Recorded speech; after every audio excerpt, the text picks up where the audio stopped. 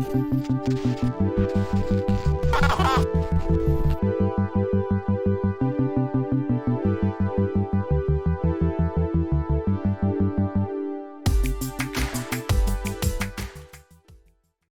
Colorado's Stanley Cup champion the biggest fluke in recent NHL history? Changing here. McDavid, beautiful move. Front back the ball, over to Crosby. He scores! Crosby, 500! Watch this play between the legs, comes right back to him. But man, oh man, has his kid got some hands. And the net, it looks like he's going for the old Michigan. He brings it up. Miller goes to knock it up. He shoots it in front. Oh, what a pass! Away, gains the zone around Kubalik. Back to Foligno, he scores! A lot of mustard on it. Ovechkin scores! The Grade 8 Express pulls into third place all time.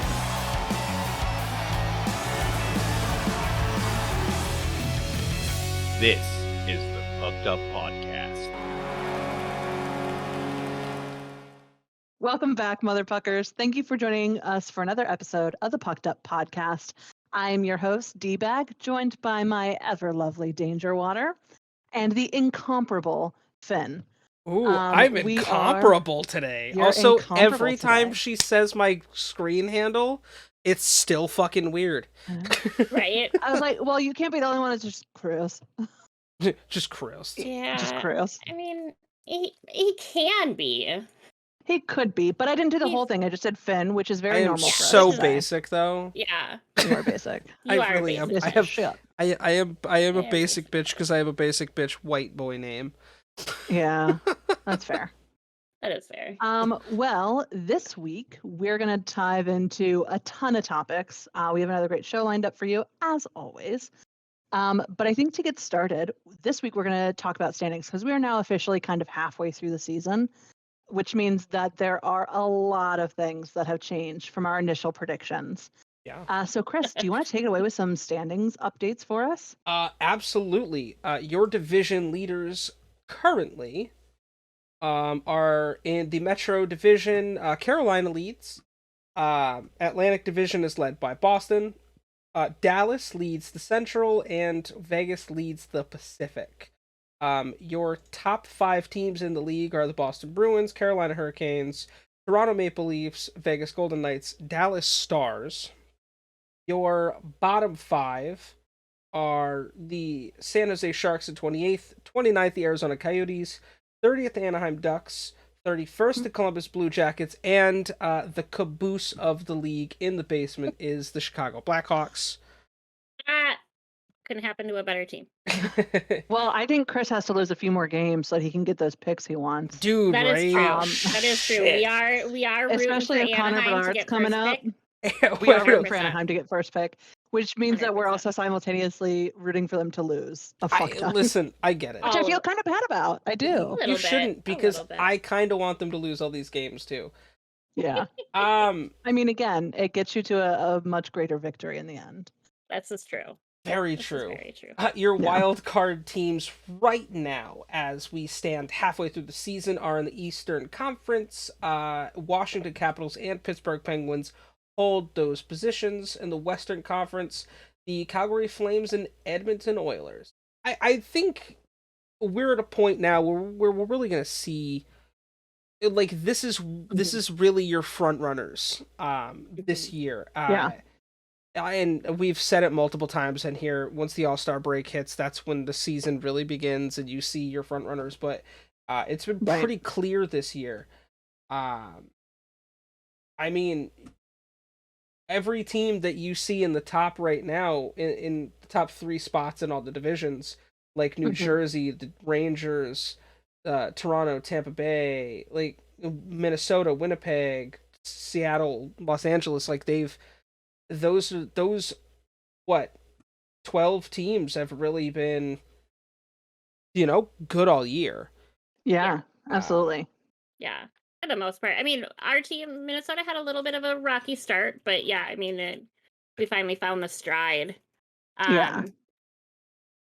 But otherwise, like, as far as teams that have surprised me, I guess I didn't expect Chicago to actually be in last Oh, I did. place. I But did. I I don't should know. have. Like, I just don't really think about Chicago Yeah. that much. So Well, that Speaking is it our out. question of the week Yeah. this week.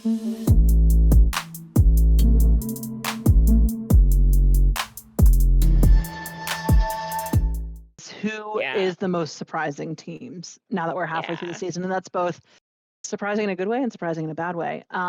So for Danger, having Chicago actually be dead last, and I mean Arizona beating anybody with the Right, fact that that they're is playing true in too. fucking Mullet Arena, is crazy. They've had 13 wins, which is not nothing. You know what I mean? That's better than No.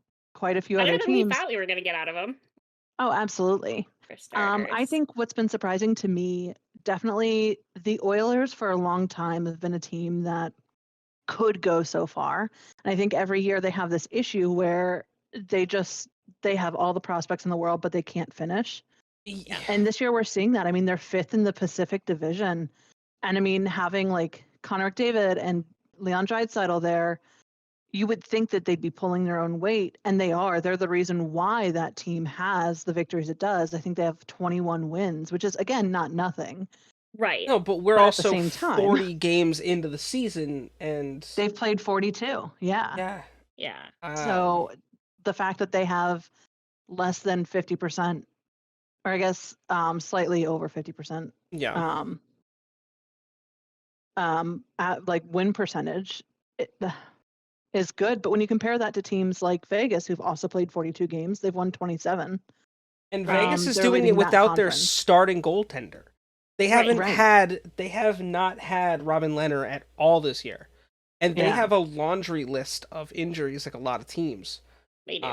But then you have Boston, who's played 2 fewer games, and they have 32 wins. They've been fucking dominating this year Boston's with been 4 insane. losses and 4 overtime losses.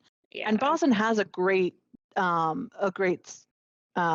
and we'll talk about one of their people was in the 3 stars list. But still, like, you would expect that same kind of output out of the Oilers, I would think. I'll tell you Right. who I am surprised with. First of all, I do want to say I'm obviously shocked that Anaheim is actually doing this poorly. That roster, the roster is good. Like, there's a group with good young absolutely. players. They shouldn't be doing that bad. Yeah. No. I'm also very shocked with Colorado. Yep. Yeah. Yeah. Obviously, there was a big shakeup in the off season, Right. losing both, their starting goaltender of Darcy Kemper, Mhm. and losing Nazem Kadri. Like, Yeah. those 2 were big 2 components for them. big, very. I Yeah. mean, obviously replacing Darcy with Alexander Georgiev. Like, Yeah, Georgiev it's is not anything like, he's not a bad goalie. He's no, really he's good a too. he's a really good goalie, but phenomenal he's goalie. not an all-star level elite goaltender No, dude. yet. I think No. he'll get there. He's still relatively young. Yeah, I want to say he's what, like 25. I have no idea. I don't either. There's still a good chance for him to get better. Right. So do we think he's that Colorado 26. is sort of a fluke then? Like, was there, I mean, to me, they traded away several players, right? But they Mm. traded away key players, and they kept a Right. lot of their base as well. It's not like they traded away everybody good and now are left with only people who suck, and that's why they're 5th in the Central, I- and 19th overall. Yeah. But like, do we think that that means that ultimately their keys to success were Darcy Kemper, who, by the way, has 4 shutouts so far this season for the Capitals, Right. and that's even with being out With for being like hurt. 3 weeks on Yeah. an injury, Yeah. and trading away Kadri, who has, I mean, he's also still producing where he is now, but like, were those the 2 things, and the rest of it makes it sort of a fluke that Colorado won a Stanley Cup champion? Like, how do we feel about that? I don't think fluke is the right word here. No, I don't either. Because Colorado the last 5 years has been a force. They Yeah. just haven't Right. been able to close out like they did last year, but they've Fair. been a dominant team for a better part of the last 5 years. Right. Right. I think Well, losing for sure. Kadri's production and losing Darcy and Net was a big factor to Yeah. things this year. But they've Right. also had massive injuries to the point where That's true too. to the That's a point great point. where I'm pretty sure Mikko Rantanen was the only player from their top 6 forwards lines that wasn't hurt. McKinnon's been hurt. Yeah. Landeskog's been hurt. Like, I'm pretty sure Cale Makar has missed a couple. Bowen Byram's been hurt. Like, they've got a lot of key Nikushkin, players. yeah. Valeri Nikushkin's been hurt. Like, they've got a lot of key players that have missed time. And that Yeah. plays a huge role in a team's success, But, especially I with mean, chemistry. I'm going to brag on my team a little bit. We were leading the league in injuries and number of games missed due to injury and number or an amount. Like, we are leading the league in quite every single injury category. And yet we are still, like, what was it, 7th overall or ninth overall in the league, 10 better positions in Colorado. So what's the difference there? Well, real You know what I mean? Like, we quick, picked up Darcy. do you so want that- to remind the viewers at home who your goaltender is? Yeah, so our goaltender is Darcy Kemper. Okay. Although I will say Darcy is known to have a slow start. His first couple of games, he's still sort of working things through. We also have an incredible backup goaltender with Charlie Lindgren, who has been also lights out. He himself got one of the stars of the week from the NHL last month because of the way he was performing. Yeah. He's had a few shutouts himself this year as well. So our goaltending is vastly improved. And I think that might be the difference. You know, you can't understate how important defense is. Right. But we've also had, we had Backstrom out, we had Wilson out, we had Oshie out for long periods, we've had Carlson out. Like, you know what I mean? Like, our top lines have been put in a blender every fucking week, and we're still managing to produce. So that's why I'm like, is it all down then at that point? Is the difference between us and Colorado at this point goaltending? Goaltending and coaching, maybe? I mean, how much does the coaching play in to stuff like that? Yeah. I think You think that Colorado this year is just an unfortunate producer Fuck dynamic. you, absolutely. I think what changed for us though is that the people that we have currently on our AHL roster, Everyone stepped up.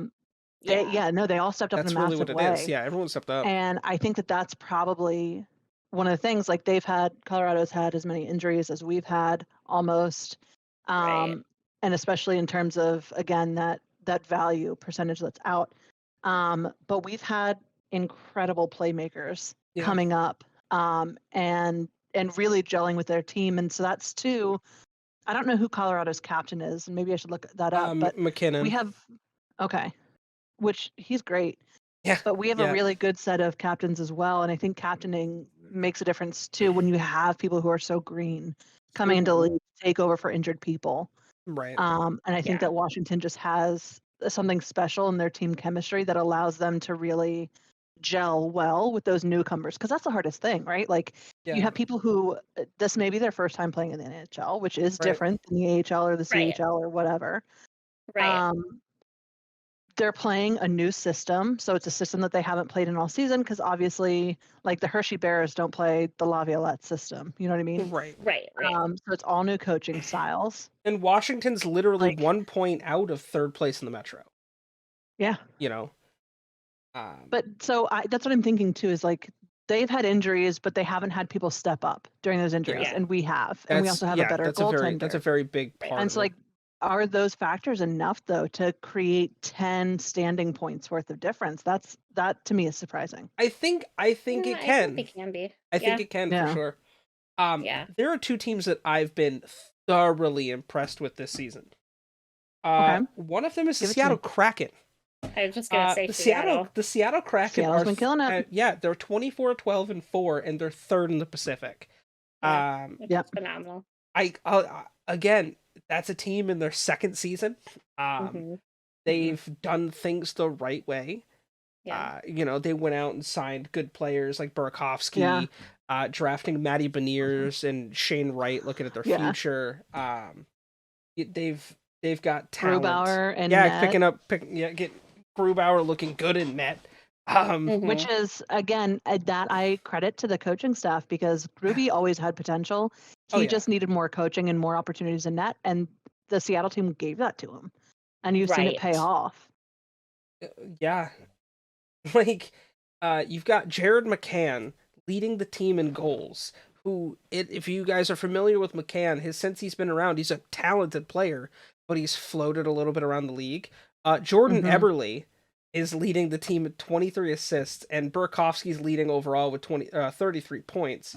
Yeah. But they look poised to be a team that in the next 5 years are going to be a serious threat.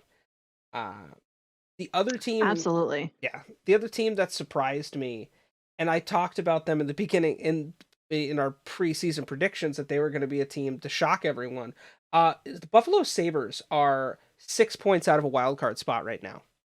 Yeah. Halfway through the season, they are 20-17-2.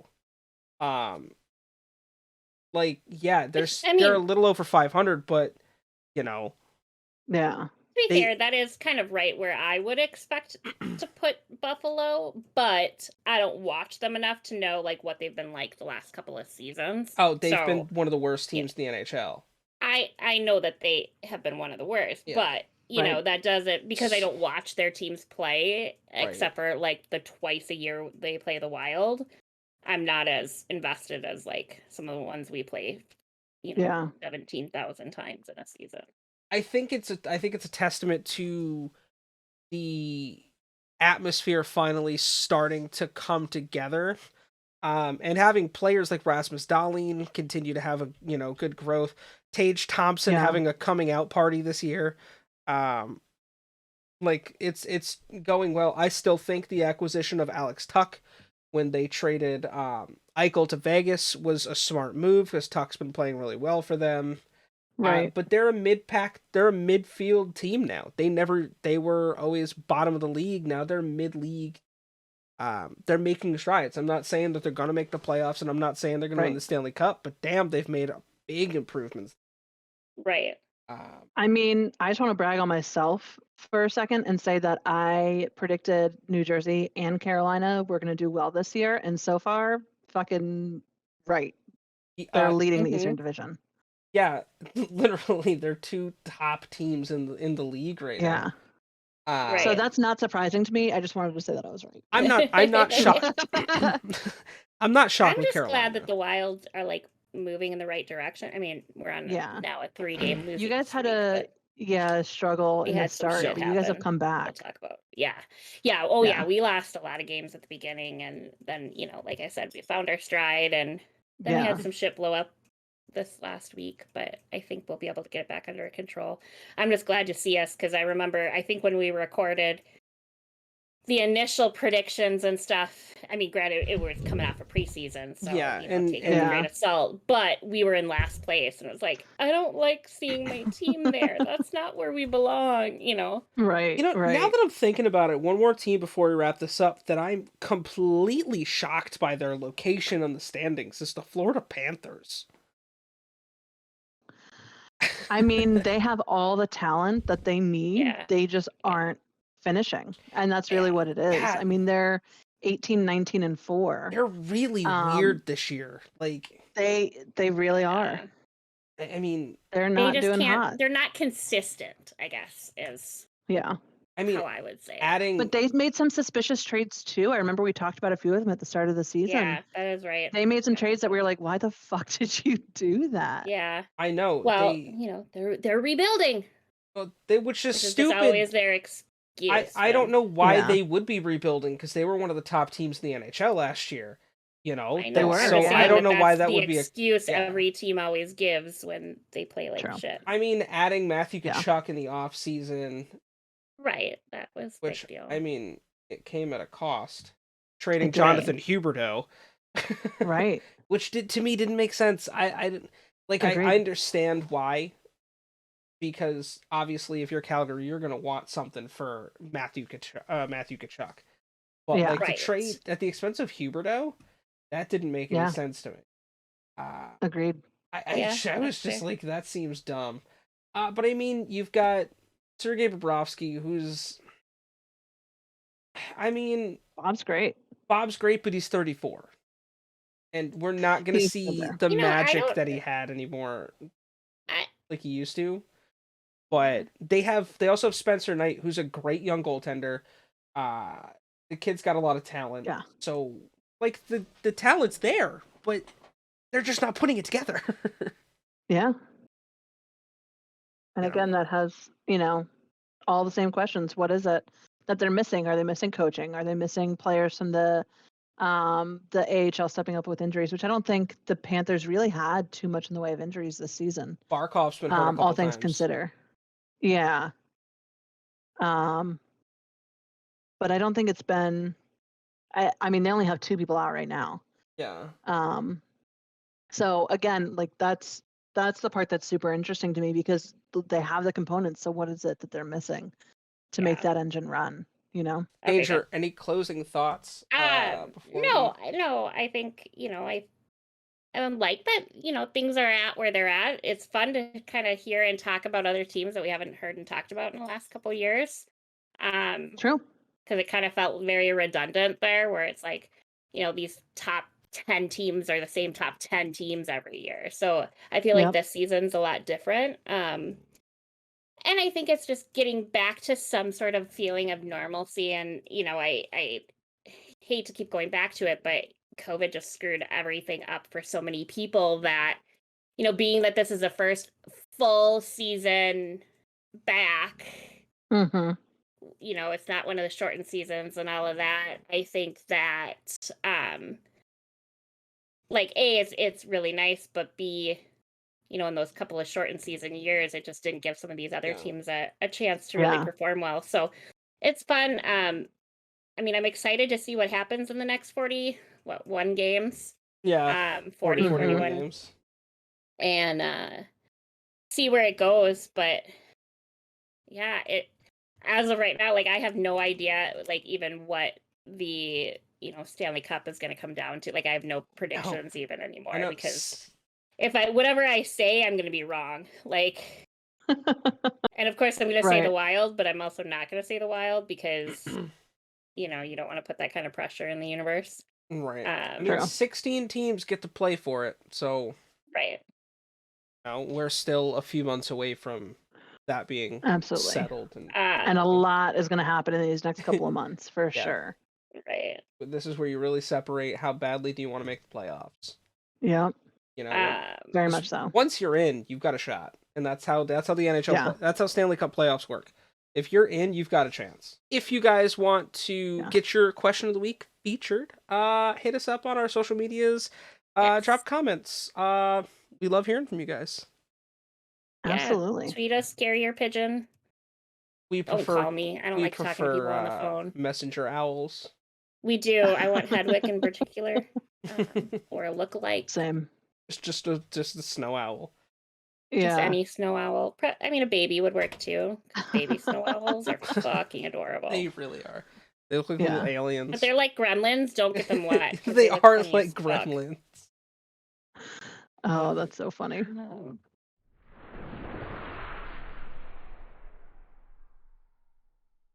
So I think next we're going to switch over into talking about the All-Star listing. That came out after we recorded our last episode. So it actually was, the All-Star list was released, I believe, on the 6th of January. And so they've announced all the people who are so far in the different divisions for the All-Star teams. And then there are opportunities for us fans to get involved as well. And so we'll talk about that in just a second. But let's go through this list really quick. So in the Metro Division, we have Sidney Crosby from Pittsburgh, Johnny Gaudreau from the Columbus Blue Jackets, Kevin Hayes from the Philly Flyers, Jack Hughes from the New Jersey Devils, Brock Nelson from the New York Islanders, Alex Ovechkin from the Washington Capitals, Andrei Svechnikov from the Carolina Hurricanes, and Igor Shesterkin from the New York Rangers. Next up in the Atlantic Division, we have Nikita Kucherov of the Tampa Bay Lightning, Dylan Larkin of the Detroit Red Wings, Mitch Marner of the Toronto Maple Leafs, Nick Suzuki of the Montreal Canadiens, Tage Thompson of the Buffalo Sabres, Brady Tkachuk of the Ottawa Senators, and Matthew Tkachuk of the Florida Panthers, and also Linus Ullmark of the Boston Bruins. Then we get to move into the Central Division. where we have Kirill Kaprizov of the Minnesota Wild, Hey, oh, Clayton yeah. Keller, Clayton Keller of the Arizona Coyotes, Jason Robertson from Dallas Stars, Vladimir Tarasenko of the St. Louis Blues, Seth Jones from Chicago Blackhawks, Cole Makar from the Columbus from the Colorado Avalanche, Josh Morrissey from the Winnipeg Jets, and Drew Saros from the Nashville Predators. And last but not least, we then move into the Pacific Division.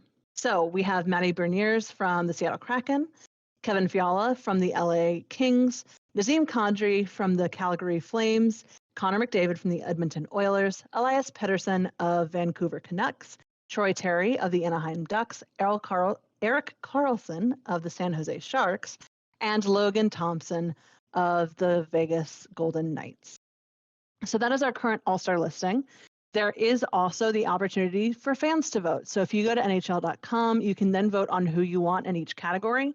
You have the option for each of these divisions to vote for a goalie and 2 additional players to be sent.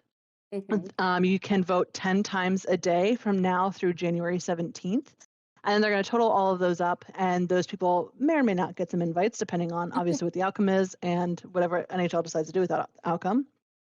And for the first time ever, there's going to be a fan vote feature on Twitter, which will actually open up January 12th. So by the time this is launched, it'll be open, and it ends January 14th.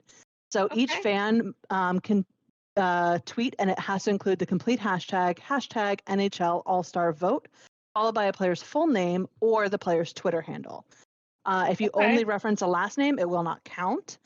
And then all of those Twitter votes will be combined with the NHL All-Star votes that are open through the 17th as well. So they're trying to reach to people on different medias as well. So I did want to make sure I mentioned that to you. If you're on Twitter, use the hashtag NHL All-Star Vote and write the full name of the player you want nominated to see if we can get them in as well. Awesome. Any of those names that I just said very quickly stood out to anyone? I mean, obviously, there's a bunch of people on here that are clear shoo-in. Jason Robertson, obviously, Connor McDavid, Nikita Kucherov. Like, there are so many players on here. Right. There are. I think it's interesting that Jacques Hughes is in it for the second time in a row. Because he got the NHL nod last year. Yeah. Alex Ovechkin got the nod again. He didn't go last year because he got COVID just before. That's right. The All-Stars. Yeah, that's right. So this might be the first time in several years we see Ovechkin go, because he has a history of being like, "No, I'll take the suspension." I'm honestly, I'm surprised. It's so funny to me. I'm surprised the goaltender choice on here is, or the choice at least for the Rangers is strictly goaltending. I mean, Shesterkin's one of the best goalies in the league, but you also have players like Mika Zibanejad, Artemi Panarin over there, like. I mean, I would love to see Zibanejad. I think he's an incredible player. Oh, Mika's a stud. Yeah, Mika's absolutely a stud. Yeah, I mean, some of these did surprise me, like you said, Shesterkin being the one, but also, I mean, goalies deserve some love. How in the Eastern Conference there's no defenseman on this list? I know. That was the thing, is that the Metropolitan Division is literally all forwards. Same with the Atlantic Division. It's all forwards and goalies. And then when you get to the Central Division, you finally start seeing some defenders. Like 3 defenders. There's 3, and then the Pacific has 1 with Eric Carlson. So it's very interesting to see that many forwards on the same list. Yeah. And I'm curious to see how this is going to work out. And maybe that's what we need fans to do, is to actually go to NHL.com and vote for some defenders, especially in the Metro Division, because dear God, we fucking need them. I mean, right. the obvious choice on this list in the Central is Cale Makar. Like, the obvious choice here. Same with the Pacific and Eric Carlson. Those are obvious choices. Yeah, I mean, it's an interesting list. That's all I keep thinking, is that it's interesting. But it's not surprising, right? Like, no, in the grand scheme of things. No, I think overall it's not surprising. I will say I'm a little bit upset if Matt Murray does go, with all of the heat on him right now. I agree. I actually agree with that. I just don't think that if he's, because it sounds like he's being investigated, and if he's being investigated, he shouldn't be allowed to play in the All-Star game for what he's being accused of doing, and I personally Yeah, believe that he's 100% doing it on purpose. So Yeah, he had another instance where he was shaking the net off. It looks like it was loose, and he was trying to call it to the ref's attention, but he did it by doing it while play was happening, which is the problem. He's a smart enough person to know that there are TV timeouts, and you address it with the refs then, or have your captain address it with the refs at that point. But purposely, like, you can see him pushing it and wobbling it around during the play. And it's not just a little bit; it's a lot. Yeah, it's very noticeable.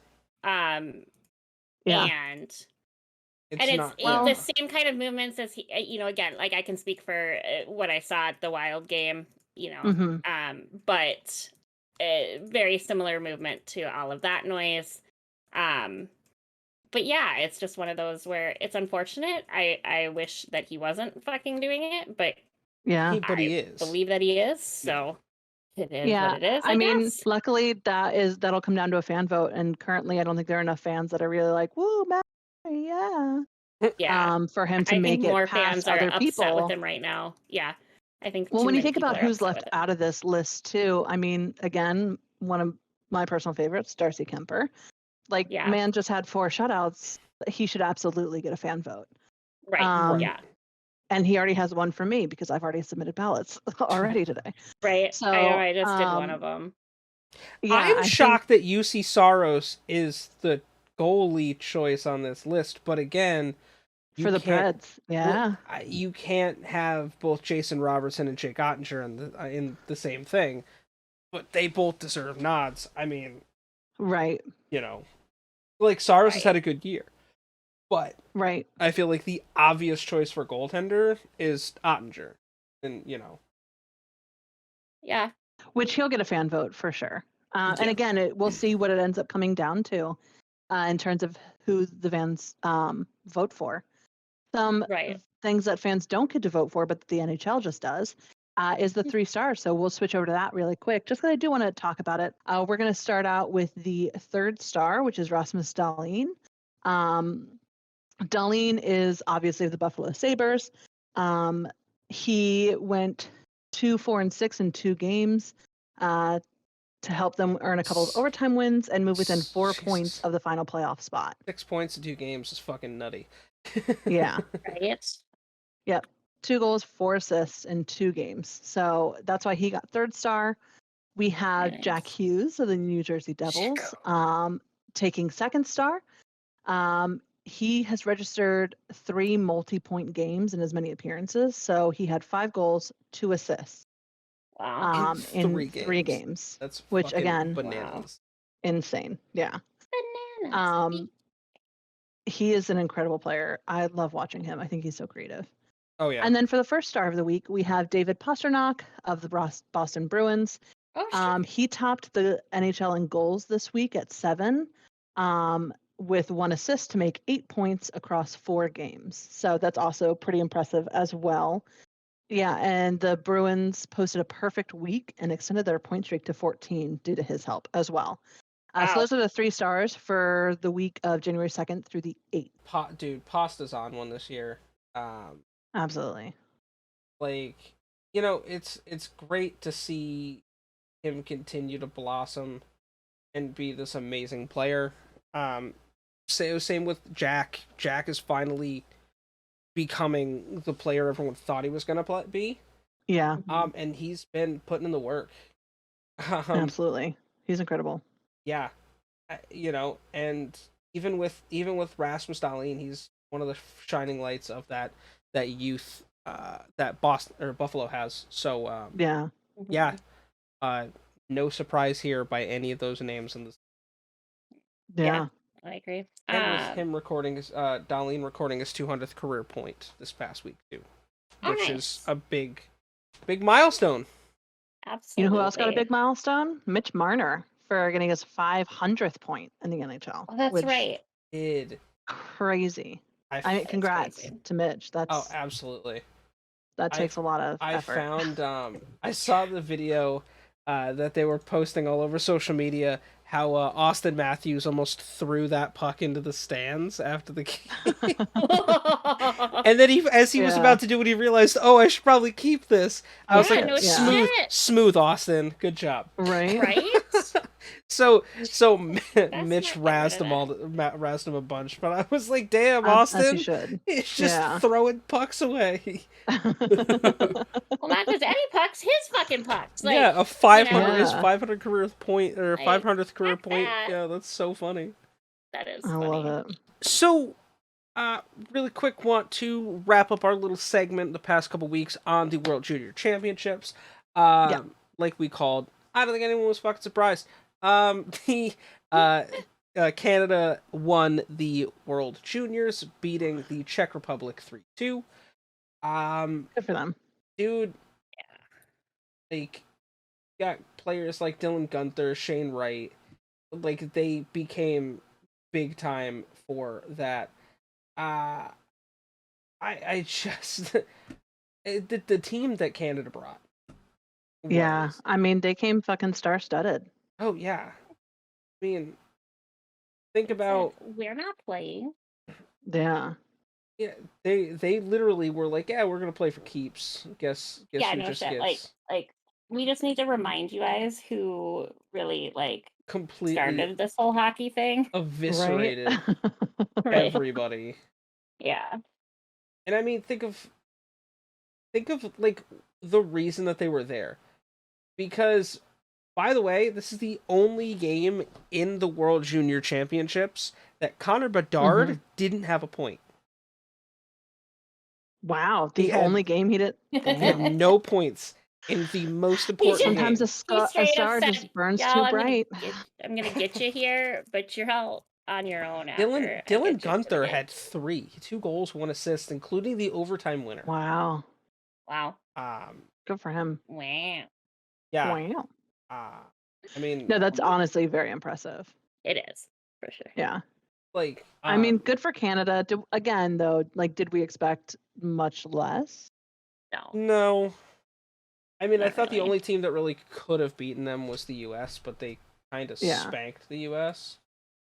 So, dude, listen, seeing Dylan Gunther's play throughout leaves a nice little happy spot for the Arizona Coyotes who drafted him. Very true. So, what was his total points? Dylan Gunther ended with 10 points, 7 goals, 3 assists. Which is a solid tournament. Obviously, it's not the Connor Bedard 23 points, 9 goals, 14 assists. He finished with a plus minus of plus 14. Yeah. Like, what? That's crazy. That is insane. Like, sir, you are human. I don't know if he pretend to be apparently, human for just a second. Yeah, maybe that's the better way to go about it. He is a child. He is 17 years old. Out for a second. Yeah. Right. Oh my god, to be 17 crazy. again. He is 17 years old. That boy is not even a legal adult. And he's making everyone look stupid.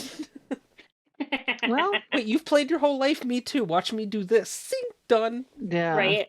Yeah.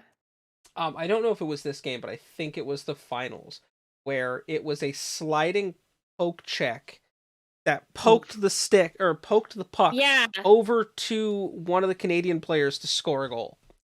And I think it was the overtime goal, which won them the game, which is the fucking craziest way to win a championship in a tournament. Yeah. That is insane. The U.S. did claim bronze over Sweden, 8-7 in overtime, which that's a super high scoring game. Yeah. Yeah, it is. But no, so we look forward to seeing next year's World Juniors and hoping the U.S. can claim gold. Fingers crossed, man. Together. Well, yeah. Not to say I shouldn't say it like that because they. We'll see if Connor Bedard plays again next year in the World Juniors. I'm gonna guess no. Well, maybe. Maybe, I don't know. Shane Wright played, so did Gunther. Yeah, I suppose he could. But yeah, it'll be interesting for sure to see what happens. Yeah. what team they bring. Right. Well, on that note, we're gonna get a little serious for a split second, but we wanted to talk about something stemming from a Minnesota Wild player that then brought up a kind of a bigger issue that we just wanted to commend the league on. But for those of you that aren't Minnesota Wild fans, or maybe didn't see the game on Saturday, but the game, I'm pretty sure it was the game. Maybe it was the Lightning. No, I'm pretty sure it was the Sabres. Anyway, doesn't really matter. One of the games over this last week, Marc-Andre Fleury was in net, and we were up by 5, right?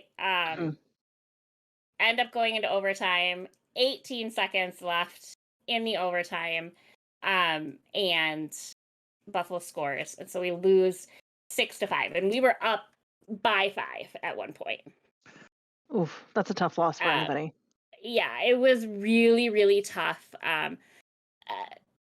Whether you're a Wild fan or a Fleury fan or not, everybody has seen his very clear passion for the game, both when things are good and when things are bad.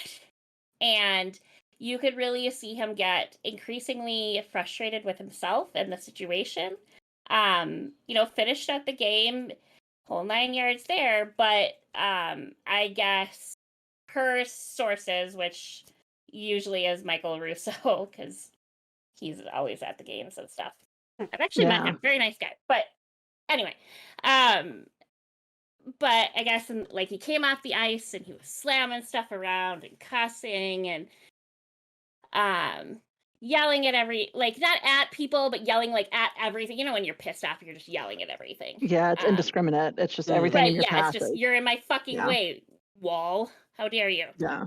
I guess he was also apologizing to all of his teammates, really just took the loss 100% on himself. And then it came out that it must have been Sunday that he was going to take a time away from the team, which initially I went, what? Yeah. But he also had something in his personal matter. I don't know if it was a family, what happened, but he ended up having to fly back up to I think his family is in Montreal right I believe now. they're in Montreal. Extended family. And so he went to Montreal, and tonight was his first night back with the team. But we wanted to talk about it in roulette.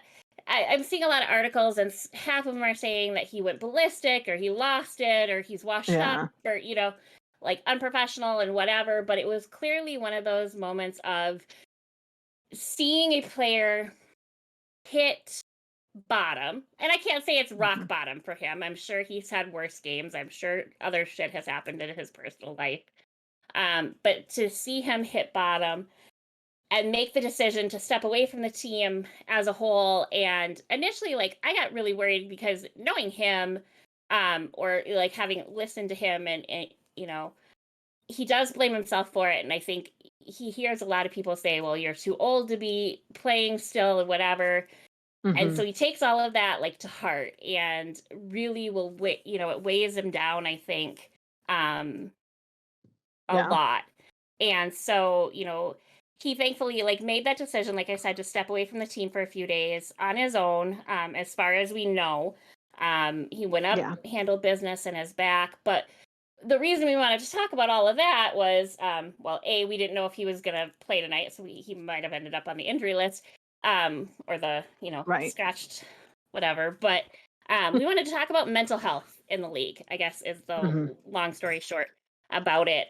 We've talked a lot this year about the player assistance program and players using that for various, different reasons. And of course, we never really know the reason why players go in unless they happen to mention it in a biography or something, whatever. But we never really know what causes them to go into it. But the fact that the league has this resource available to players, and B, the fact that they really seem, we've talked a lot about like the concussion protocol and how great the league has been with that, but they really seem like they want to see players be healthy mentally and physically. I think this year I've really noticed it doesn't seem like many teams are rushing players to come back. And again, we're early in the season. It always gets a little hairier come playoffs when you need those players back. But just to be able to say, like, hey, Fleury, dude, it's not your fault. Your defense wasn't there for part of the end. Yeah, I mean, at the end of the game, Ryan Hartman was interviewed, and one of the things he said, it was some of the best players are hard on themselves, but he has nothing to be mad about. Really nothing. Yeah. Everything they had, were given to them by plays by us. We turned the puck over. We took penalties. We screened him. We didn't take care of the front of our net. Just gave up heavy shots over and over. It was just self-inflicted by us, not by Flower. Right. So it's nice to see his teammates stepping up, because there have been many times in many post-game interviews where you see teammates kind of being like, it sucked. The fucking goalie let it in. You know what I mean? Like we've seen that. We've all seen those interviews, and they're devastating when we see them. So to see players coming around him and realizing that Fleury's dealing with like a deep personal matter, at the same time that it was a very disappointing loss, which he does, like you were saying, Danger. He holds himself to a higher standard than everybody else, and so he expected himself to make those saves. Right. So we just like seeing that. Right, absolutely. Giving him, the space and the time he needed, the resources he needed, if he needed them, would have been there for him to go into the player assistance program or just take some time off. Even that with some professional athletes, like you just don't always see them take the time. And I have to commend the league too on how they really keep it under wraps, not calling out any other sports leagues, but NFL. Football players a lot of times might get sent to rehab or arrested or whatever, and the details are all out in the news right away. Now I don't know that that's NFL's fault, if it's players' faults, who lets that information get out there. Right. But it seems like the NHL really keeps the privacy of their players as a priority, keeps their mental health, as that priority too. But just being able to say like, hey, they just needed a minute. Like we all need a personal day sometimes, I think has been really important. But like you said too, like the whole team was like, it's not on you. We're a team. It's not a one player. Right. And I think Dean Evanson said, this isn't a one person game. It's a team game. Right. And when we win, the team wins. When we lose, the team loses. And, it never just falls on the one player. And trying to get that across to Fleury, who, you're not going to change his mind now on how he beats himself up when he's been in the league for 20 years. But I think that definitely has helped to have the other players and coaching staff and the fans and public, everybody has been really respectful about it. Well, even with the players, article headline that was like, Fleury went ballistic in the locker room. No. I think even with the players that have gone into the player assistance program, we had Jacob Vrana of the Detroit Red Wings, and then Michael McCarron of the Nashville Preds went in December. And is still out due to being in the player assistance program. Right. I think with both of those players, I haven't seen, that doesn't mean that they don't exist, but I haven't seen any sort of media outlets talking about this is what he's in for. He's in rehab, or he's doing this or whatever.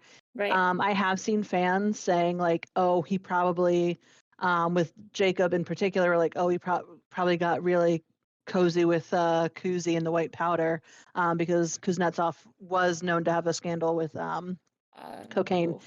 So I've seen fans speculate about it, but I do definitely respect the league and the NHL player assistance program stance on like, no, this is a personal matter. Let's give them time and space to be a human. And we saw that too recently with the Pittsburgh Penguins.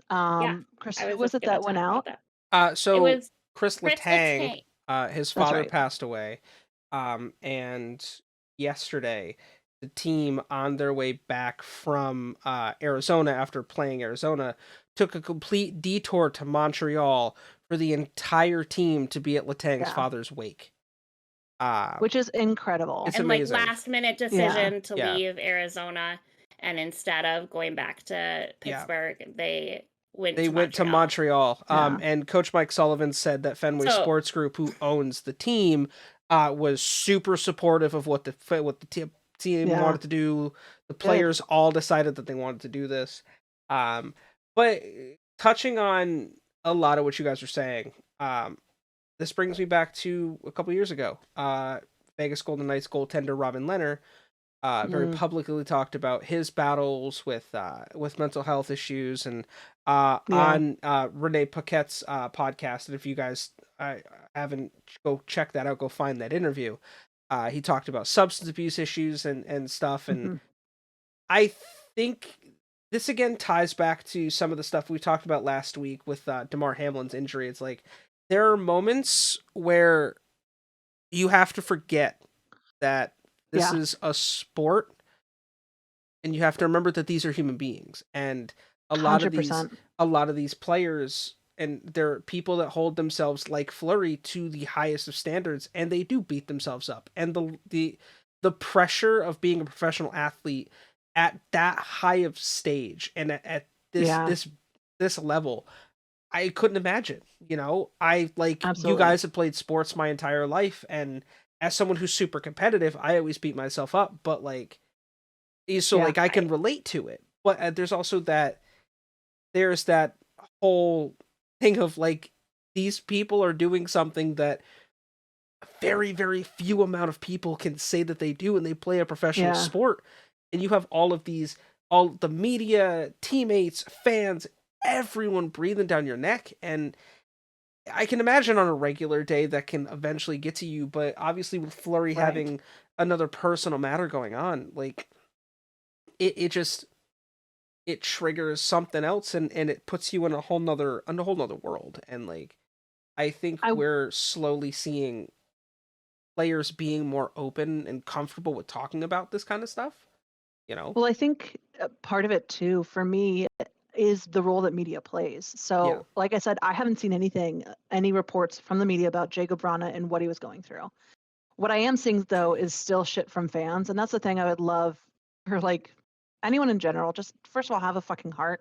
I know Stuart Skinner recently didn't play in a game because he wanted to fly home to Edmonton because they were expecting the birth of their first child. Yeah. And people were flaming him on the internet, being like, I know the birth of your child is important and stuff, but you're putting the team in a tough spot with everyone at this point is critical. And it's like, dude, it's a game. Shut the fuck up. Yeah, it's a game. Yeah, it's a These game. are human people. And we have let them be with their 41 family. games, so, Yeah. And it's this is his out. job. This would be like us going to work every day. That's literally what he's doing. He's just asking for a day off to be there for the birth of his child. Which honestly, I give him more points for, because I know tons of people who are not filthy fucking rich from playing in the NHL that aren't there for the birth of their child, that choose to go out and do other things or, work or do whatever. And he is in a spot where he can. And so I fully expect people, when they have a loved one pass, when they have a kid, recently, Nick Dowd had a kid from the Capitals, and so he missed a game, and all of our fans were like, hell yeah, beautiful daughter, so happy for you, can't wait to see you back on the ice, but enjoy your time with your family. And I think that that's something that as a whole, as the league, I am seeing more of the humanization of these players. And I definitely see it more than in other leagues, in the NHL, or NFL, or in the NBA even. I think we see a lot of dehumanization in the NBA as well. But I always want to push that further, because these people put their bodies on the line. I mean, the NFL is not the only group that deals with concussions and traumatic brain injuries and stuff like that. It's prevalent here too. Well, I saw a stat that said, compared to football, the NHL hits are 20 They're- times harder, but the people are 17 or 19% smaller. So it's I think I'm pretty sure I read the same thing. It's and hockey I know I players told get you hit too. 15% harder than football players, even though they're 25% smaller than the average football player. It's because they're I on don't ice. You know, I'm pretty sure that's what it was. But they're smaller than, obviously, the average football player is bigger than the average hockey player. But the mechanics of how everything works is so much different. Like these guys, I believe it's still to this day more players retire due to head injuries in the NHL than they do from football, which is also shocking. But Yeah. it goes back to they're people, and let them be people, and understand that people go through stuff. Right. People go through stuff, and that's life. We all do. So if you can't forgive this, this one instance where someone's taking time away from something you like, then you really should reevaluate yourself and your priorities. I think that we definitely need some reevaluation in the league overall. But again, I am so grateful for the player assistance program, for what it's doing for these players who need the help.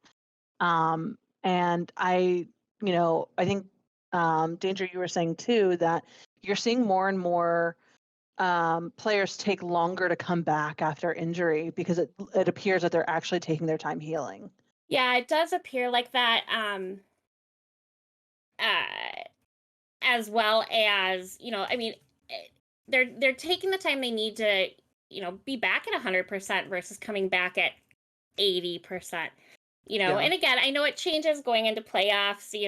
We're just talking like right now in the season, but we really have to. Sorry, continue to encourage them putting this stuff first, because otherwise, the other teams and leagues and whatnot aren't gonna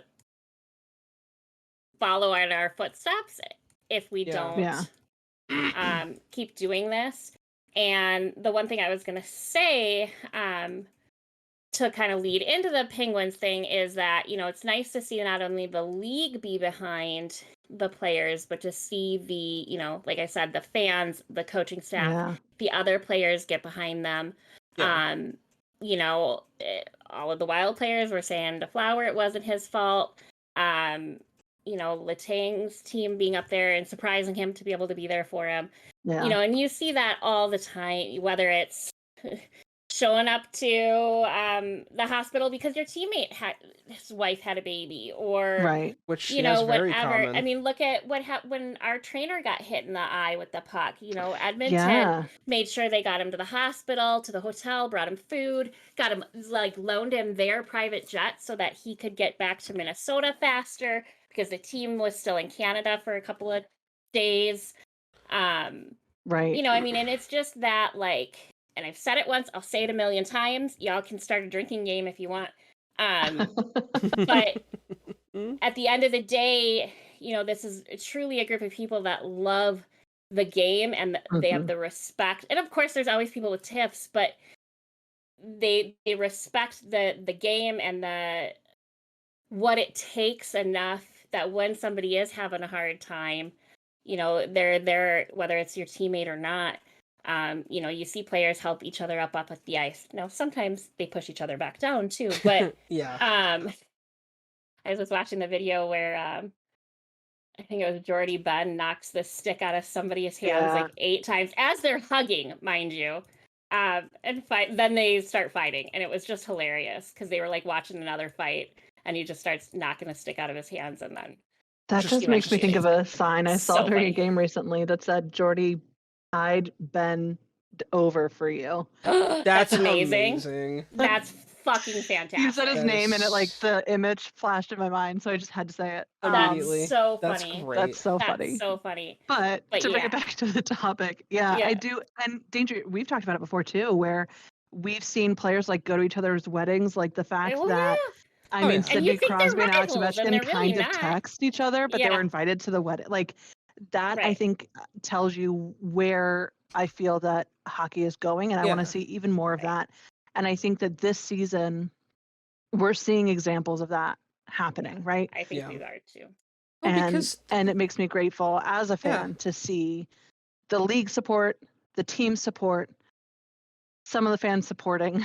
well, I think the and fans that aren't supporting are Yeah. just like shit Yeah. people. You know what Yeah, I mean? Like, those it's are- not a fan thing. It's like you're just an asshole. we ignore Right. those people. But like, I Yeah. think that's a a testament to you spend enough time with people, and this is true for us at LTN Media, is you spend a lot of time with people and you get close and they become family. Like it stops being it becomes a family. Like Right. and these people Yeah. genuinely care about each other. You know, Right. so They do. I like there's not a little bit of me that is surprised to see team support for teammates and such. Yeah. You know, because not everyone in the world puts hockey over everything, or like sports. Right. Athletes are people that just are with another group of people doing something that are Just considered a paid a kids lot game. more than us. Yeah, that are Right. making Yeah. yeah. Yeah. Exactly. Yeah, They're paid an so insane amount more than us. good on the league for how they handle things. Yeah. And And I will say it as Hell the yeah. resident Pittsburgh Penguins hater. Good on Pittsburgh for showing up to support their that team. really, Honestly, that was absolutely, really yeah. impressive. that in my is opinion. impressive. Absolutely. It was really And cool. good on them, on that organization for doing that. Oh yeah. Oh, and And it's just nice I'll to be see. nice. I mean, so many teams talk about, oh, so and so is a locker room guy, or like that Yeah. whole thing, and it's just really nice to see some of that like actually come out. Right. Yeah. And in the media, like that. in situations where they're not in the middle of playing hockey, you actually get to see some of what their actual personalities are like and whatnot. Yep. Yeah. And so I just think it's really, really cool, and yeah.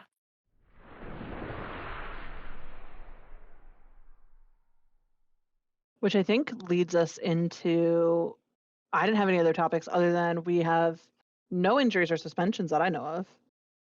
So I think it's just injuries. I said injuries. I meant suspensions and fines.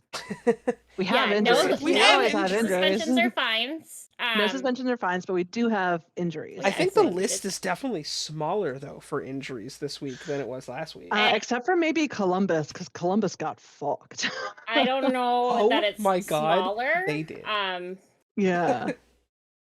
I mean, it's smaller from the Caps perspective, and Minnesota. You guys don't have anyone on there right now. We don't have anybody right now. Which, like, fucking good for you. Like, oh my good that's amazing. for you. No, I'm just kidding. I didn't mean it that way, but I just see how my voice sounded that way. Or you could just be a sassy bitch your whole life. Yeah, I think my voice is just sassy bitch, like 9 times out of 10. I mean, that's a mood. I'm so sarcastic. So Justin Kirkland is the first one from Anaheim. He may or may not play tomorrow, Wednesday. He was involved in a car accident, so they just don't know. Boston. He is out of the hospital, but not sure when for sure he'll suit up again. I'm sure if not tomorrow, it'll be like next game. Yeah, I'm assuming probably next week he'll be back in the line. Yeah. Right. And then we have Trevor Zegras, who has been nursing an illness. Not sure if he will play it tomorrow as well against the Oilers. So he got the syphilis. I think he was the next. Has syphilis it was about now. time, you know? Yeah. So He's why like must partying the with all those other dudes? Why must the young get syphilis? Right. The good, right? Or no, why must the good get syphilis young? Yeah. Or at all. Right. Right. Why do they have to get it fucking at all? And then we have nobody new for Arizona actually. Good for them. Right? Yeah. For Boston, we have Jake DeBrusk, who we may have talked about last time, but I don't remember talking about him. I think he's just been updated. Time. Yeah. I don't remember saying his name like at all though. Which doesn't mean a lot, but he was moved to long-term IR with lower body injury, expected to miss 4 weeks. So he'll be back roughly early February. And then AJ Greer sat out previous 2 games due to illness, syphilis. May or may not be able to lace up Thursday against the Kraken. Nobody knew for Buffalo either. Wow. So for Calgary, we have Brett Ritchie, who is on IR with a wrist injury. So far, it just says out indefinitely, so they're just not sure when he'll be back. Yeah. For Carolina, they have nobody new. Yeah, we talked about all of these people for sure. Yeah. For Chicago, we have Mackenzie Entwistle, hit IR with a wrist issue. Not known when he will be able to return. Patrick Kane missed previous 2 games with a lower body injury. Not sure. Their next game is Thursday against the Avalanche, so they're not sure if he will play then. Then we have Jahar Korea. Kyra? I think it's Yuhar Kyra. I could be wrong. Yuhar Kyra or I could be wrong. I have no idea, but we'll go with it.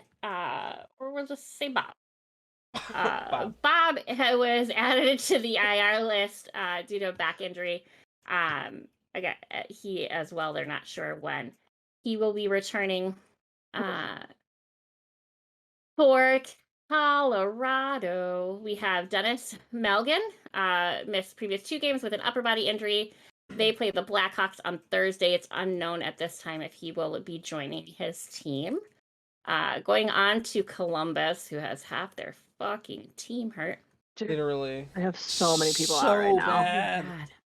They have I have to scroll. I can't even see it all on the screen. You literally have to scroll. Literally. Yeah, they have 11 people. There's a lot of people hurt right now. So we've got where did he go? I have to scroll back up. See, that's what I'm saying. Vladislav Gargakov? Gavrikov? Gavrikov. Yeah, Gavrikov. Gavrikov. Vladislav Gavrikov. Sure. There you go. Missed 2 games with an upper body injury, not known if he will be able to play against the Hurricanes on Thursday with his team. We have Joe. See, you said it's Jonas. Jonas. Yeah. Jonas Corposalo. Yeah. Missed previous game due to personal reasons. Remains to be seen if he will play against the Hurricanes on Thursday. We have Eric Robinson.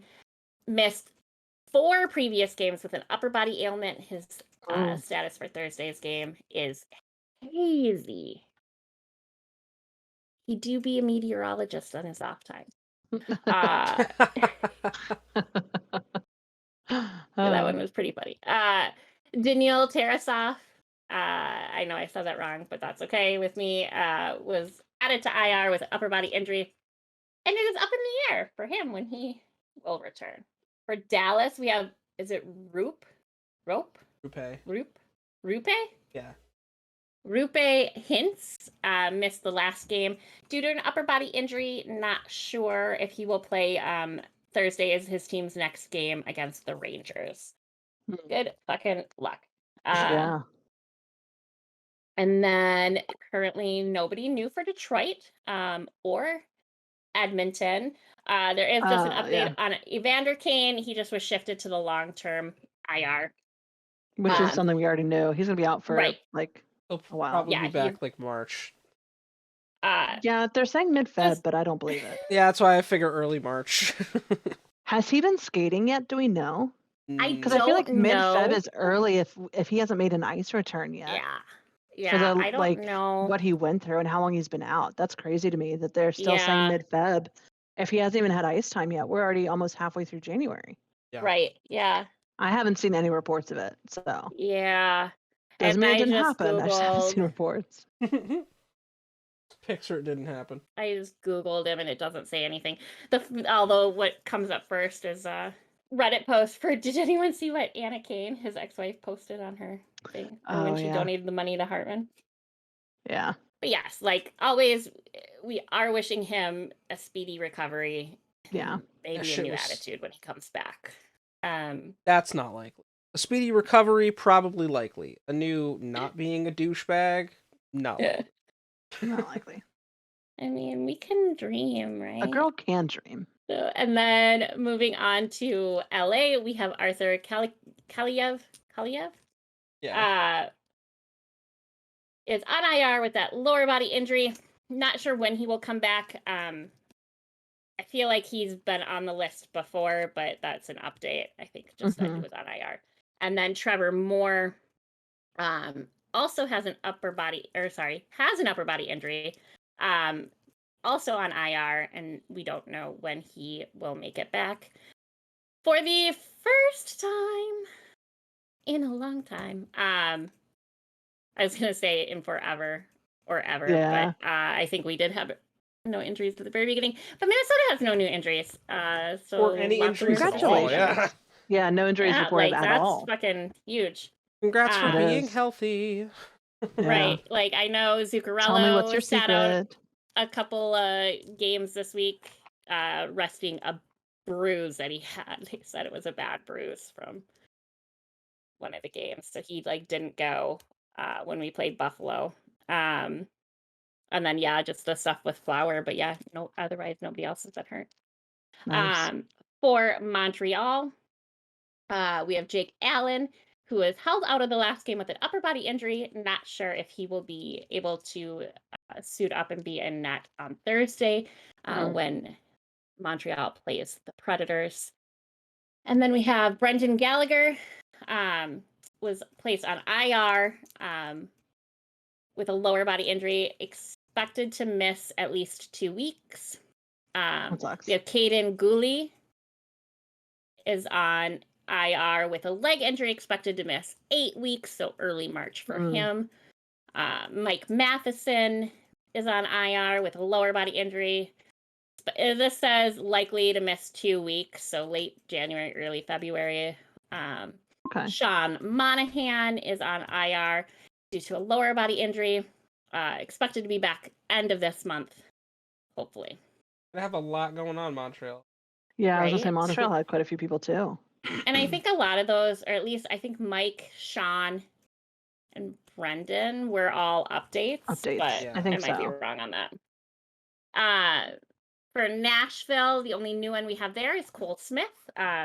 He is out due to an upper body injury. Will miss an extended period, this says, so just out indefinitely. And that was I hate those kinds of updates. Yesterday. So I don't know if he got hurt in the game if they played last night or what. Nobody new for New Jersey, which is awesome.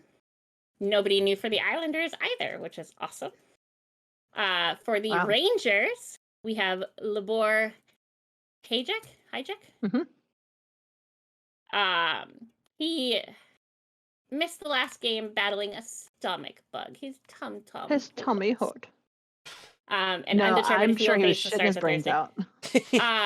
Well, that and Gustafsson actually left. What game was it? Maybe the Fleury stuff did happen at Tampa Bay night. Was that Saturday?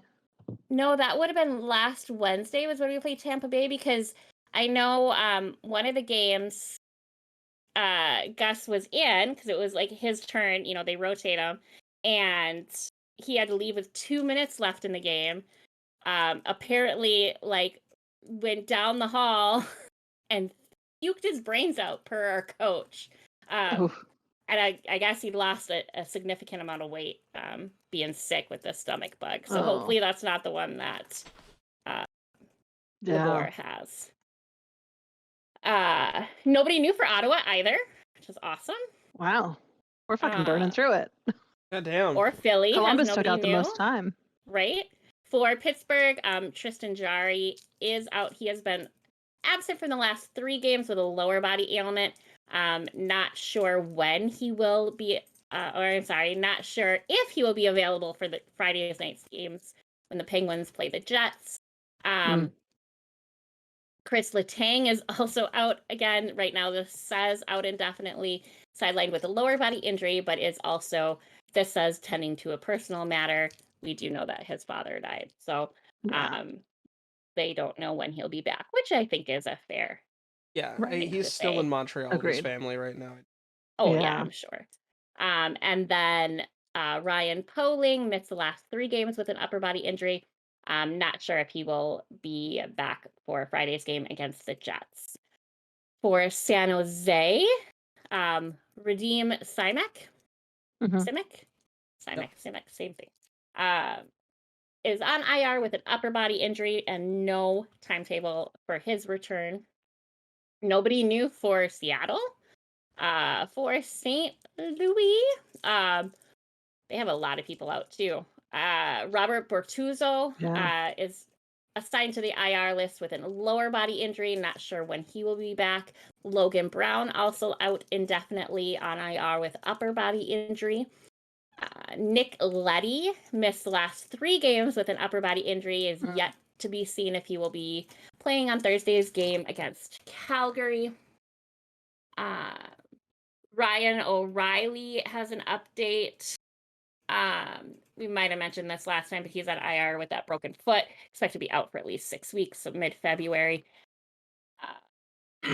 And then we've talked about Vladimir Tarasenko. He has a hand issue right now. For Tampa Bay, we have Victor Hedman is the only new one. He is away from the team for the birth of his child. They're not sure when he will be back. Congratulations. Congrats, Victor. So congratulations on being a dad. Take some time and enjoy the little, because that stage goes And their little baby feet. So tiny. Yeah. Oh, the little Toby. The little toesers, right as they're like, I mean, newborn babies have the tiniest little feetsies. It's They do. They do. They also have the sharpest fucking nails known to man. Like, ever. And Matt would never keep the little mittens on when I those on him, which made my life very little difficult. brat. Yeah. I believe that is his first. Oh, nice. Yeah, I believe that is his first child. I even mentioned that before, too, when we were talking about people. Unless he isn't the one we were talking about. No, we were talking about Stuart Skinner. Yeah. Oh, that's right. Okay. Who I think he's already back in action, but I'm not sure. Perfect.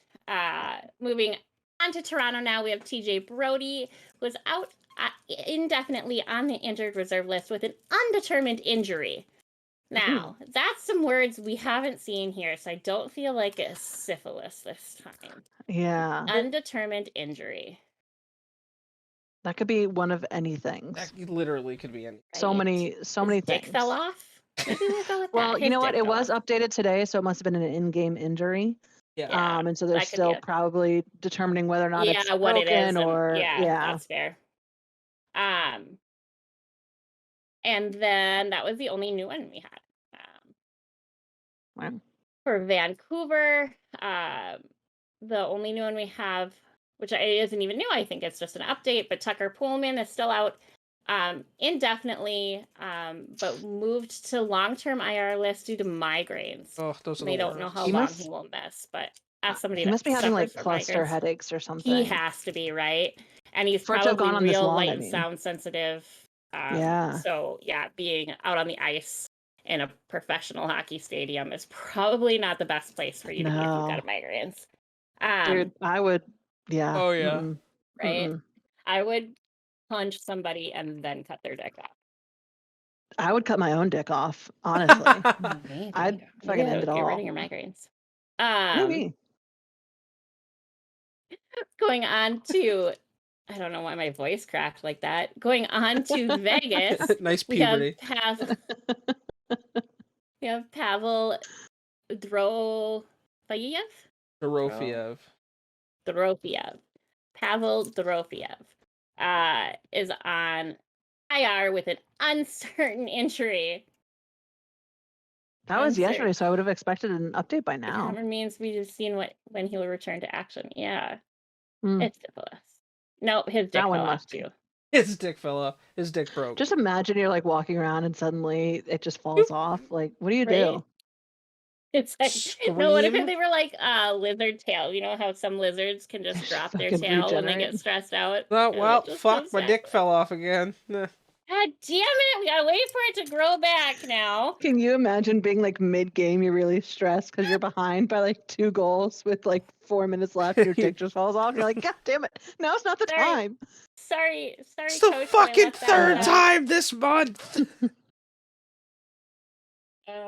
Oh man. Anyway. Anywho. You have to excuse us. We're all tired. We've all had long days. Yeah, it's like this is what you get. Yeah. Right. And then we have Daniel Miramanov Uh-huh. has been absent from the last 3 games with a lower body injury. May or may not be back in action on Thursday when the team faces the Panthers. Nice. We have Shea Theodore, who is on IR with a leg injury. Will be out until at least the end of January. And then Zach Whitecloud has been moved to long-term IR with a lower body ailment. Will be out at least until the middle of January, which is like 3 days away. now. Yeah. Yeah, tomorrow. For Washington, the only new one that we have here is John Carlson. Which, yeah, I think that one's Which just an isn't update. new. It's just an Yeah. update. Yeah. But he is still. I don't even think it's new that he's on long-term IR. No, they did shift him over to long term. He was just on injured he reserve. was just on and IR. He was, Okay. Yeah, he was Shifted. shifted over to long term to make Got room it. for Backy and Wilson to come back. Sure. Okay, that makes sense. and I'm we like, I are- thought he was already on long-term IR. No, Oh, he was just on um, injured reserve. Your So list putting him looks on long term. so much smaller this week than it did last Yeah. week. We've released quite a few people, and Carlson in specific. Earlier we said he got hit in the face. We've now been given some clarity by his wife Gina, who said that what happened is that his ear was severed and had to be surgically sewn back on. So I don't know if it was fully severed. I don't think so, because I think it would have been pretty obvious if it was, if he had to pick it up off the ice. His ear. Yeah. I think it was just partially severed by the force of Brendan Dillon's slap shot. So that's why he's gonna be out for a while, because that's some shit that you need to fully heal. Yeah. Absolutely. And do a lot of doctor visits for. So Get your fucking ear Absolutely. put back but in your head. he's up and moving and is doing well, other than the fact that his ear got chopped off. So. Very good. Yeah. And then lastly, moving on to Winnipeg, we have Saku Melaninen. I can't say it correctly, so it's just you get that noise, whatever it is. I think you actually did say it correctly. It's pretty close. Melaninen. Yeah. You added the second L, but yeah, other than that was great. So he is on IR with upper body injury. He did suffer a setback in his recovery. So he will be, this just says will remain sidelined until at least middle of January. So I don't know how significant of a setback it was, if that's what they're saying, and it was updated yesterday. So yeah, we'll have to see. And then lastly, it's Kevin Stenlund, missed the previous game, managing an illness, syphilis. May or may not be back. Actually, it's probably that damn stomach bug. Y'all can keep it. I don't want it. Right. Remains Far to away be from seen me. if he will play Thursday when Winnipeg plays the Sabres. And then, like we mentioned earlier, let me update this just in case. Nope, nothing new. So no suspensions or fines, which is awesome. Nice. We love to see it. No naughty boys this week. Yeah, no naughty boys since before Christmas. Yeah. After Christmas, we did have a couple of fines. If I remember correctly, was it Toronto or somebody got fined for traveling during the holiday break, and then for their coach being a fucking asshole on the bench. But we must have talked about that already. I don't think we did, but I don't think that it's on this list. I think it is. No, or at least Mason on the one that I Shaw's have. the last one that I have. Oh, I have one on December 26th for the Toronto Maple Leafs as a team for violating the collective bargaining Oh, agreement yes. between the NHL and the NHLPA. That was $100,000. And then on December 27th, Sheldon Keefe, head coach of the Maple Leafs, was fined $25,000 for demeaning conduct directed at the officials. Yeah. So didn't scroll down far enough on my list. Toronto got fined because they reached protocol for the league's mandated Christmas time off. They traveled a day earlier than they were supposed to. Mm-hmm. Which so can we got also $100,000 fine? Yeah. Which give props for mandatory. You get Christmas off that the league does too. Fucking cool, man. Yeah. They That's really thanks do. to the They NHL have a lot of things that they Assistance can Program. Yeah, they could improve on a lot of different things, but there's a lot of things that the NHL does very good. I have a list of the official list of hat tricks. Have you guys ever heard these? No. No. So, hat trick. Yeah. 3 goals in one game. Yeah. You know. The natural hat trick. 3 goals in a row in one game. Yeah. Mhm. Gordie Howe, which we've talked about before, is 1 goal, 1 assist, and 1 fighting major in a game. Yep. Wayne Gretzky hat trick. Do you know this one? No, I don't. No. 3 assists in one game. Oh, okay. Okay. Texas-sized hat trick. Was that 6? Right. 4. Okay. 4 goals okay. in one game. Then does that The make Mario Lemieux hat trick is, Score 5 goals 5 different ways. and I don't know what all of these abbreviations mean off the top of my head, so forgive me here, but 1 PPG, Yeah, Power power play. play. point per game. Power play goal. Power 1 play goal. SSG, Short- SHG, Shorthanded goal. shorthanded goal. 1 PSG, Penalty shot. 1 regular goal, and plus 1 ENG, Empty netter. empty netter. Because he's So, the yeah, only that's- player in the history of the NHL to crazy. score 5 goals 5 different ways in one fucking game. That's Right. basically all the ways you can score a That's goal. yeah. Right. Dude, fucking Mario Uh, Lemieux, man. Chris Insane. Chelios hat trick is 3 goals in the same season. Okay. Ed Belfour hat trick. 1 bourbon, 1 scotch, 1 beer, I love aka it. Delaware Destroyer. Yep. St. Louis Blues hat trick.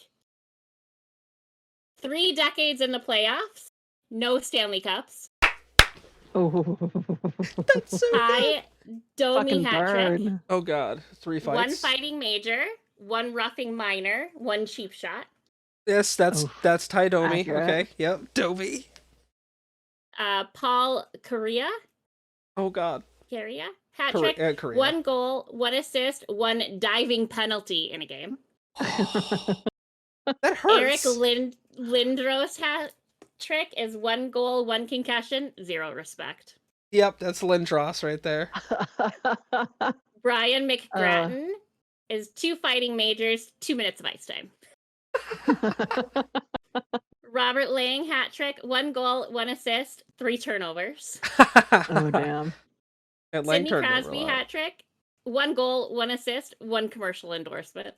Might be my favorite. That's good. I like Brett that one. Hull, 1 goal, 1 assist, 1 great soundbite in a game.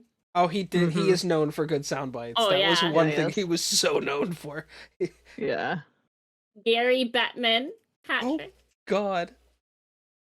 0 television coverage, 0 competency, 0 clue. Ooh.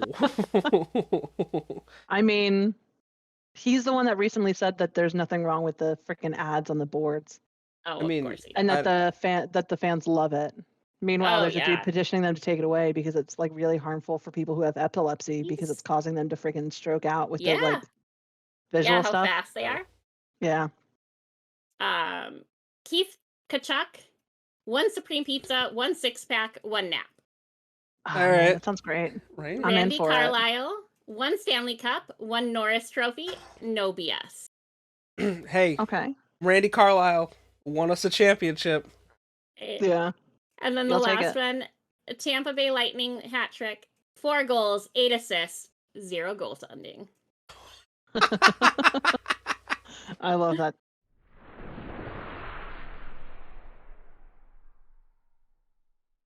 Well, then I Perfection. think last up, we just have to talk about our player of the week, which means Chris, Yeah. take it away. Ooh. Give us some Indeed. facts. Indeed. It Who is do time. it be? It Yeah. is time for our obscure NHL player of the week, and it be probably someone with the best name we've ever had on here. I was gonna say, I like his name. Garth McGuigan. Are we sure it's not McGuigan? It could be McGuigan. Could be McGuigan. I know McGuigan. That's could spelled be- it that way, so that's it why. could I don't be a think it's McGuigan. McGuigan. Well, then, all right. So Garth McGuigan. Maybe it's McLovin. Did y'all It ever could- think of that? It could be Did we McLovin, ever stop to think? I hope I mean, that he's been called that at least once in his life. for real. never. What do you mean? Yeah. Not once, not ever. But McGuigan, respectfully, Sheboygan? Sheboygan. Yeah.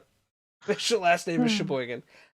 He was drafted in both the NHL and WHA draft in 1976, 50th overall with the New York Islanders, 56th overall with the Quebec Nordiques. He never played in the WHA. He did play a total of 5 games in the NHL. Okay. A little longer than a cup of coffee. It's about 2 cups. Yeah. I would say roughly a cup and a half. Cup and a half, yeah. All 5 games were played with the New York Islanders in 1979, 1980, 1983, 1984. Okay. One of which they won the Stanley Cup. Well, there you go. 5 games, 1 assist at 1 point, and 2 penalty minutes. But okay, so he did one bad thing. Yeah, he had one. He was a bad boy for 2 minutes. Yeah, a little bit naughty. But he spent the majority of his career in the CHL. 489 games. He had 196 goals, 244 assists, 655 penalty minutes. Okay, so he was not as good of a boy in other leagues. Interesting. Yeah, for real. Okay. In 69 playoff games, he had 17 goals, 25 assists, and 138 penalty minutes. So he was productive and caused his team turmoil. Okay. I guess he's balancing those scales out all on his own. Well, I mean, you kind of have to, right? I guess, yeah. Yeah, his professional career lasted from 1976 to 1985. Wow. So, Garth, legend. Shout out. Yeah. We here salute you. Absolutely. Hell yeah. And your cup and a half, your large Dunkin' cup of coffee. Absolutely. You would say Duncan, you freaking New England boy. Yeah. Yeah. I love it. Well, I refuse to conform to the stupid size names of Starbucks. So. I love it. Too funny. But yes, that is our obscure NHL player of the week. Well, thank you for Awesome. that enlightening segment about our buddy Garth. Garth, you're welcome on the show anytime. Absolutely. Absolutely. Tell us what it's like to play in the show. Right? Yeah, absolutely. I mean, honestly, if anyone wants to come on the show that's played in the NHL, For real. give us a holler. Absolutely. For sure. Yeah. Well, we want to thank you guys so much for joining us this week. We had a blast. I know we talked about some heavier topics, but we also had some fun and laughter there as well. If you have any questions of the week that you'd like to ask us, if you have any comments or general, if you disagree with us about who is the most shocking person or shocking team this season, let us know in the comments, either in the comments of the YouTube video or whatever podcasting platform you're listening to. And if you have time, leave us a review. They certainly help. And other than that, I think we will see you mother puckers in the face-off circle next time.